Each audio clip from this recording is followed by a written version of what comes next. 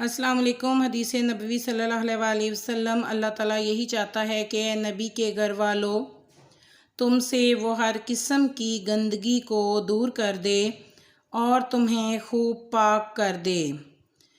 آپ صلی اللہ علیہ وسلم نے حضرت فاطمہ، حضرت حسن اور حضرت حسین رضی اللہ تعالیٰ عنہ کو بلایا اور انہیں ایک چادر کے نیچے ڈانپ دیا۔ علی رضی اللہ تعالیٰ عنہ آپ کی پیٹھ کے پیچھے تھے، آپ نے انہیں بھی چادر کے نیچے کر لیا۔ پھر فرمایا، اے اللہ، یہ ہیں میرے اہل بیت، میرے گھر والے، ان سے ناپاکی دور کر دے اور انہیں ہر طرح کی علائشوں سے پوری طرح پاک صاف کر دے۔ سلمہ رضی اللہ تعالیٰ عنہ کہتی ہیں کہ اللہ کے رسول، میں بھی ان کے ساتھ ہوں۔ آپ صلی اللہ علیہ وسلم نے فرمایا، تم اپنی جگہ ہی ٹھیک ہو، تمہیں خیر ہی کا مقام اور درجہ حاصل ہے۔